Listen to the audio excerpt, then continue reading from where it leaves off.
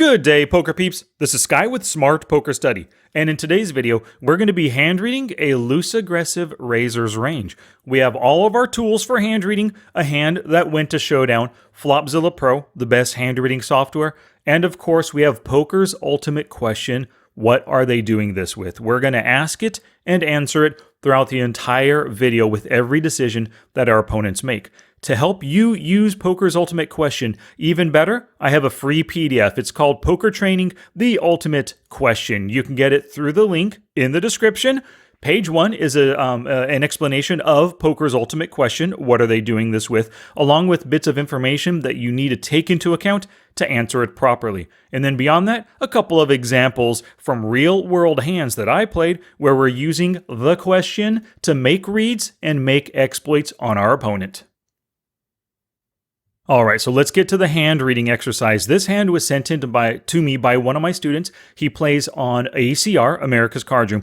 10 NL, he's dealt Ace King offsuit in the big blind right here. I've already removed the HUDs for the non-important players. We've got Villain 4 and then Hero over here. Let's see the action. Open raise to 2.5, 3 folds, and now it's Hero's opportunity. Now, my student chose to call, and I'm totally fine with making this call. One of the reasons why calling is fine is because it's a great idea against loose aggressive players who are capable of spewing chips at you. It's a good idea to call sometimes to under-rep your hand. When we call right now, we're a tight aggressive player. He's really not going to put Ace-King in our range all that often. He would think that we would mostly 3-bet this hand. By calling, we play a little bit deceptively. We're under-repping our hand, and I love this play. Another reason I like the call, we got a loose aggressive player. He folds to 3-bets 100% of the time. It's only 2 out of 2, but if we 3-bet here and he folds, sure, we pick up 3 big blinds, which is a good result. When you have Ace-King offsuit, don't even have to see the flop, don't even have to see bet or anything, don't have to hit a top pair. Take it down now, not a bad result. But I love the idea of under-repping our hand against a loose aggressive opponent. The only thing that's kind of a drawback is we're calling out of the big blind, putting us out of position. But that 1.5 big blinds that we have to call, we only have to win the hand 27% of the time to break even. And I bet with Ace-King, as we'll take a look at the equities in just a second, we're probably winning more than 27% of the time. So I like the call right here. Another thing about calling, this is great when you're up against a player like this. He is, in general, a flop-honest player. We only have 51 hands, but take a look at his C-bet. It's 1 out of 2 at 50%. So he has shown the potential of checking instead of C-betting on the flop. Also, when it comes to facing 3-bets, he has folded 3 out of 3 against C-bets. These two things, in general, tell me that he is a flop-honest player, which is great. If the flop comes out 9 high and we hit nothing, we check, he checks behind, we have a super easy steal on the turn. So many good reasons to call and exploit this loose aggressive player right here. So he ends up calling before we see the flop. Remember, step 1 in hand reading is always to assign a preflop range based on information and actions. So I'm going to put this player, we can see he raises first in 30% in general. Let's just give him a 30% range to start with. Let's take a look at it. I think a loose aggressive player in the MP, he could potentially steal with 1 player gone. There's only 4 players left. I think he has this kind of range. I do want to add maybe 2 hands right here. Not necessarily the suited kings or suited 8s. I would probably add a few more hands if he was in the cutoff. Definitely on the button. Maybe even some offsuit connectors. But I'm pretty happy with this range right here.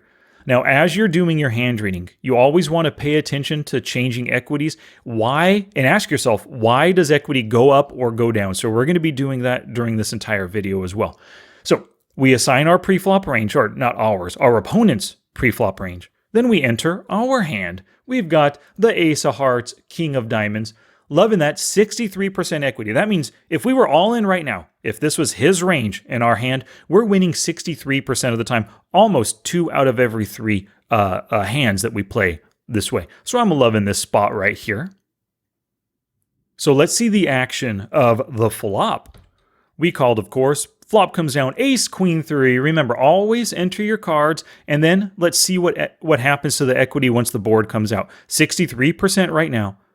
on the ace queen 3, we jump up to 80%. Top pair, top kicker. We're ahead of so many parts of his range, especially ahead of all of his top pair hand. Not all.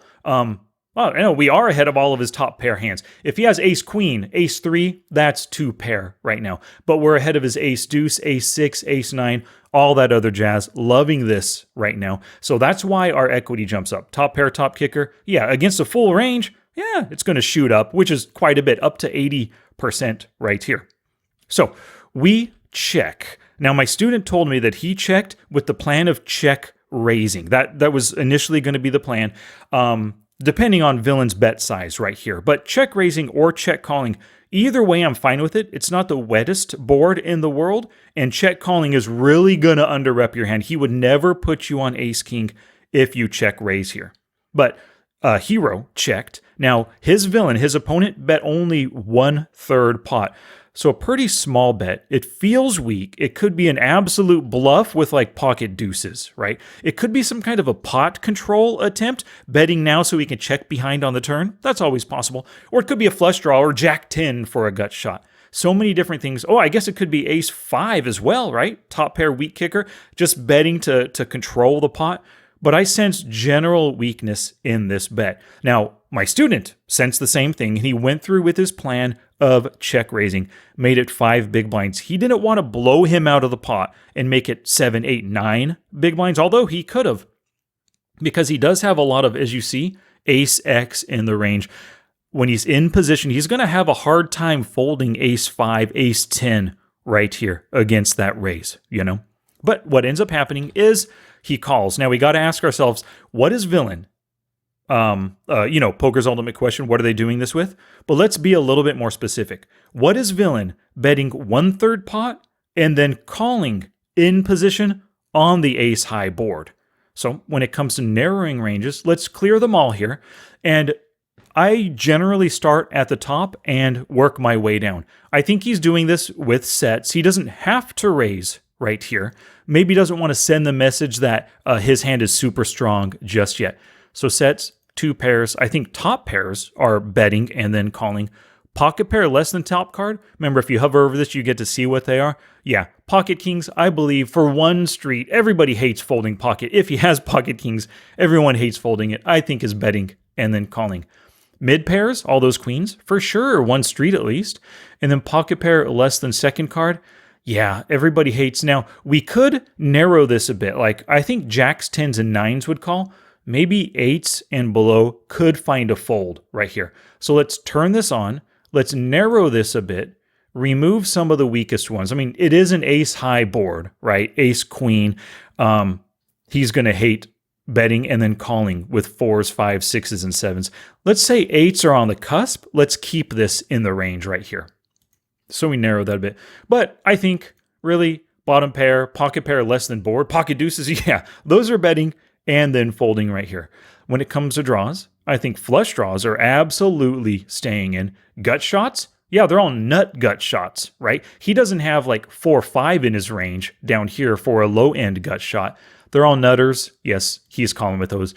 2-card backdoor flush, I don't really think he's going to be calling with those hands. So I'm saying right here, 78% of his pre-flop range is betting and then calling. We have 80% equity. Once we turn the filter on, what we end up doing is removing some of the weakest hands and the weakest draws from his range, and that bumps our equity down just a little bit by 3% to 76%. But I still like my students' chances at this point, and the fact that he's building a 16 big blind pot. Loving this spot. All right, so let's continue the action of the hand. Bet and then called. Turn comes and 8 of diamonds. So right now before the turn, 76% equity. Once we enter the turn, jumped up 2% to 78%. Still loving this. It's a non-scare card. It's not a spade. It doesn't complete any straight draws. I guess we were ahead of ace 8, and now he just turned 2 pair against us, potentially. But really, we're loving this spot. Like I said, 78% equity, right? 8 of diamonds. Let's see what happens here. My student decides to bet 2/3 pot. Loving this bet, just going for value, hoping he has the ace 10, the ace jack, maybe even another ace. Well, you don't want another ace king, but a couple of spades, jack 10 for a gut shot, hoping to get a call right here. And then villain does just call. So I really like this bet because, like I said, there are so many hands that are giving our hero value. And at this point, we got to ask ourselves, what are they doing this with? I think we can remove maybe some of the strongest hands right now, because when we up our bet size to 2/3 pot, 10 big blinds, when we bet 5 big blinds or check raised 5 big blinds on the prior street, we're showing great interest. If he wants our entire stack, this is the time to raise. To raise versus that 2/3 pot bet. So I'm really thinking that he is kind of capping his range right here. Because like I said, he would raise with some of his best hands. So what is he doing this with? Can he do this with his sets? I don't think he has a set. 2 pair hands, maybe because we called and then we check raised, maybe he's going to be a little bit cautious in case we called with pocket 3s and hit our 3s, because right now it looks like we have 3s. Maybe we just called pre-flop with queens and we hit a set. Maybe even we just called and slow played aces. Like, I think he might be a bit cautious with his 2 pair hands, but I think sets would be coming over the top at us. So I'm going to put 2 pair hands in his calling range. Top pair here. I think all of these can call. One more street. He's in position. Maybe he thinks he can call now and hope that we check on the flop. Then he could just check behind the river, potentially. Pocket pair less than top card kings. One more street. Maybe he can call, just hating to give up. And he has position. He can check behind on the turn, like I had said. But I think those mid pairs, I think he can now fold to this double barrel. But potentially, I would say that flush draws and the open enders can stay in. The gut shot, jack 9, no, they're flush draws. King 10, let's leave those out. So let's just say the open enders plus the flush draws. 58% of his range is continuing, which means we just remove 42% of his hands, the strongest and the weakest hands, giving our equity 76%. We're still loving this pot, top pair, top kicker. So let's finally get to the river right here. The river comes, oh, a lovely king of clubs. We now have top 2 pair. It does complete a straight, jack 10, but the flush didn't get there. We removed sets earlier from his range. Oh, interesting. He does have sets with the kings that called on the prior street, just now hitting a set to beat us potentially. But let's see what the action is at this point. 25 into 35, roughly 3/4 pot or so. I'm loving this bet. We're getting tons of value. So one of the things we could always ask, we always like Poker's Ultimate Question, what are they doing this with? But when we're considering a value bet, let's ask ourselves, what can give us value? So let's actually take a look at this and actually set the filters for hands that are giving us value at this point. So basically, putting in all the calling hands that are weaker than us. The straights beat us. We can't enter that in, right? Oh, straights and sets beat us. And actually, that's 14% of his range has straights and sets. So the other 86%, he's calling and giving us value, or just folding because he missed a draw or has a weak pair or something, right? 2 pair hands. I think they're all calling, and we are crushing them all. Top pair hands. Some of these can call. Maybe he would restrict it because we're triple barreling. After check raising the flop, he might be able to fold some of the weakest kickers. So let's put in top pair, right click the percentage, and then X out of ace deuce. Let's even do ace 9 right here. I think these are probably all folding at that point. Ace 10 and ace jack, because that kicker power, might choose to call. So we'll close that. I don't think mid pairs are calling. The king that just now hit but missed the draws, no, they're not calling. Weak pairs, nothing, nope. So I think he's calling with 33% of his range right here. Loving this value bet. My student did a great play. I don't think any mistakes were made in this one. But lessons learned could basically be calling with a strong hand is a great way to exploit loose aggressive in position players. So made the bet, 3/4 pot, got a call, and ultimately showed us ace, queen for a flop 2 pair. Oh, he slow played. So his bet and then call on the flop makes sense. And then his caution on the turn by just calling our 2/3 pot bet, maybe because it was so big, he was kind of worried he was up against a set of 3s or a set of queens, maybe even a set of 8s. We wouldn't have check raised 8s, but he was probably worried he was up against a set and didn't want to raise, just wanted to see showdown with his flopped top 2 pair hand at the time. All right, so I have a little challenge for you right here. What I want you to do right now, follow the steps, use Poker's Ultimate Question, but find a 2-bet calling hand in your own database that went to Showdown and do a hand reading exercise where you hand read the Razor's range. And don't forget to get the Poker Training, The Ultimate Question PDF, link in the description down below. And if you want to really build your hand reading skills, get the Online Poker Hand Reading Workbook. Link also in the description down below, or type in smartpokerstudy.com/hand reading workbook. 95-page workbook, 38 hand reading walkthroughs and exercises, 15 video demonstrations and quizzes, along with a 17-page answer key. Before you watch another video, please subscribe to my channel. And until next time, take action both on and off the felt to become the player that you want to be.